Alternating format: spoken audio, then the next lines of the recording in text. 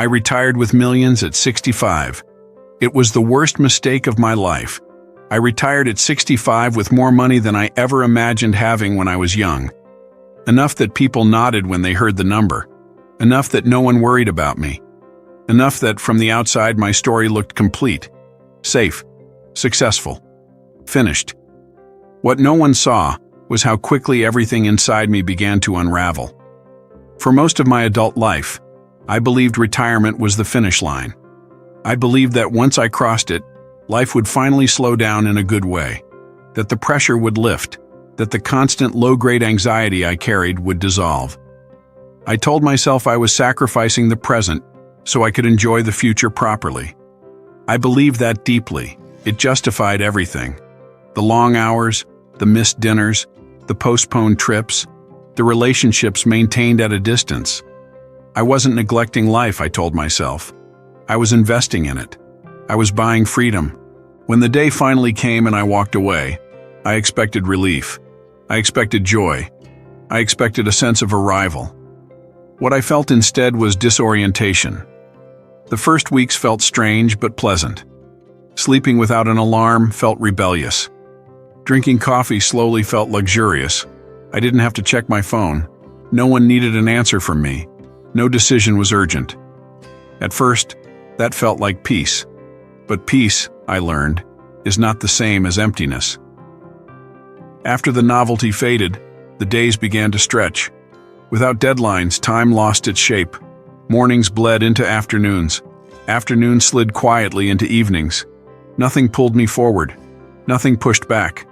Everything was optional, and because everything was optional, nothing felt necessary. I had never realized how much structure my work gave me. It wasn't just about money or status. It was a framework for my days. It told me when to wake up, where to be, what mattered right now. It gave me friction, and friction gave my life definition. When that friction disappeared, so did the definition. I tried to fill the space. Travel, hobbies, distractions. Things people imagine retirees do. But pleasure has a strange weakness. Without effort or anticipation, it collapses quickly. Another trip felt like the last one. Another restaurant blurred into the previous one. Experiences without stakes stopped leaving marks. I began to feel something I never expected to feel after retiring wealthy.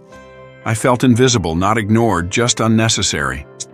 For decades, my presence had mattered. Decisions waited on me. Problems landed on my desk. My absence would have been noticed. After retirement, I realized how quickly the world adjusts. Roles are filled. Systems move on. Life does not pause out of gratitude. At first, I told myself this was humility, that I was learning to let go of ego, that wanting to be needed was childish. But deep down, it wasn't ego that was hurting. It was identity. I had built my sense of self around contribution, around being useful. When that vanished overnight, I didn't know who I was supposed to be. I had money, but no role. Comfort, but no direction. That's when the anxiety started. Not the frantic anxiety of deadlines and pressure. A quieter kind. A hollow one. The kind that settles in during long afternoons when you realize nothing would change if you did nothing at all. I started watching the clock. That terrified me. When you're young, you watch the clock because you want time to pass. When you're older, you watch it because you're afraid it's passing too fast. Retirement accelerated that fear. Weeks slipped by without memories. Months passed without milestones. Without challenge, time stopped leaving footprints. I couldn't remember what I had done last Tuesday, or the Tuesday before that. Life became smooth, and smoothness erased contrast. That was when regret began to take shape. Not regret about working hard. I don't regret the effort. I regret the assumption. I regret believing that meaning would automatically appear once pressure disappeared. I regret thinking I could delay living and then simply turn it on later. Life doesn't work that way.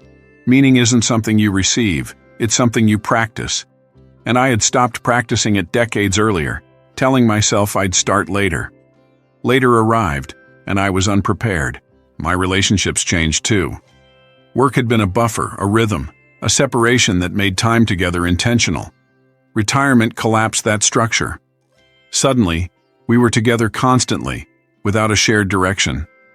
Love was still there, but it wasn't enough to organize our days. Conversations grew repetitive. Small irritations surfaced. I realized how much of my emotional energy had been outsourced to work. That realization was painful. It showed me how narrow my life had become without me noticing. I also noticed how people spoke to me differently. With kindness, yes, but also with distance. I was no longer part of the forward motion. I was history, experience without urgency, advice without consequence. I felt myself shrinking. I spoke less, offered fewer opinions, not because I wanted to, but because nothing seemed to require them. When the world stops asking for your sharpness, you dull it yourself. That dulling frightened me more than exhaustion ever had. Around 70, my body began to change in small, undeniable ways. Recovery took longer. Energy was more limited. I realized then how dangerous it was that my life demanded so little of me. Muscles weaken when unused. So does purpose. I watched others my age who hadn't fully retired. Some complained about work, but their eyes were alive. They had somewhere to go, someone to answer to, something unfinished. I felt envy, then shame for feeling it. I had everything they claimed to want. Why did I feel like I had lost? Because I had traded obligation for comfort without understanding the cost. Obligation isn't just a burden, it's an anchor. It keeps you from drifting. I removed mine all at once and wondered why I felt unmoored. I tried to re-enter the world, consulting, advising, mentoring. But re-entry is harder than exit. The world moves quickly. Systems change. Energy matters. I wasn't obsolete, but I wasn't central either. I had waited too long. That was another lesson I learned too late. You can always step back, but stepping back in is never guaranteed. Now, years later, I live well. The money is still there. Comfort is not the issue. But I live with a clarity that came at a high price. Retiring with millions wasn't the worst mistake because I stopped working. It was the worst mistake because I stopped belonging. I stopped being part of something that required me. I stepped out of the current and assumed I could float indefinitely. Humans aren't built to float. We are built to move toward something, to carry responsibility we choose, to be needed in ways that money cannot replace. If you are still working, still counting, still dreaming of the day you can finally stop, I'm not telling you not to retire. I'm telling you not to disappear. Don't design a life you want to escape from. Design one you want to remain engaged with. Build meaning alongside money. Build roles that don't end when the paycheck does. Build relationships that don't rely on convenience. Learn who you are when no one is applauding. Because one day, the applause will stop, the structure will fall away, and whatever remains will be your life. I retired with millions at 65, believing I had arrived. I hadn't. I had stepped out of the story too early, and the hardest part is knowing that no amount of money can buy back relevance, momentum, or time. That's the mistake I live with now.